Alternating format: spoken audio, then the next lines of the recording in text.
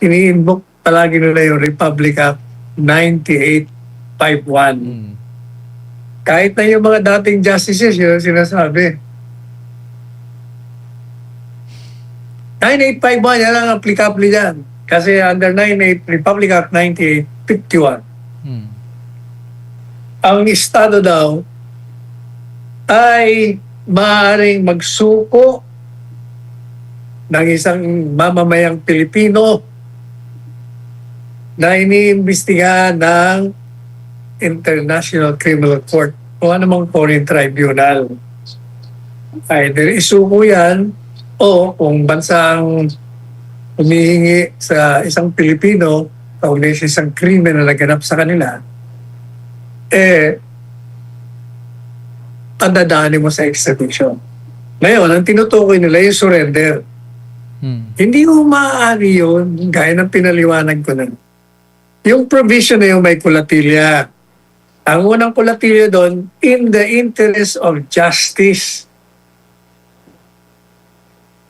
Kapakanan ng katarungan. Kaya di ba sabi ko sa inyo, is it in the interest of justice that you surrender a Filipino charged of committing a crime against a fellow Filipino committed in the Philippines to a foreign court composed of foreign judges?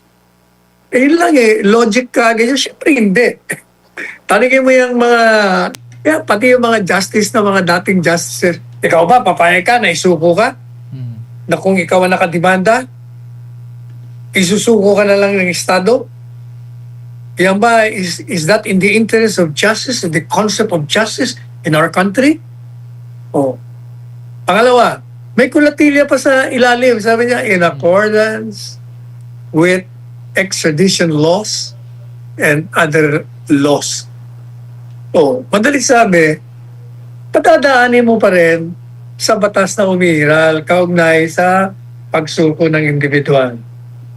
At ang pangatlo na pinakamahalaga sa lahat, kahit na wala na yung mga interest of justice, kahit na wala na in accordance, ito pa ang pinaka-basic na nakakalimutan ng mga abogado na ini-invoke ang 9851 na pwede kang magsuko ng mamamayan.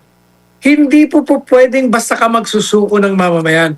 Kasi pag sinuko mo ang isang mamamayang Pilipino, and for that matter, any foreign national na residente rito, pag isinuko mo yan, ibig sabihin, tinanggalan mo siya ng kalayaan.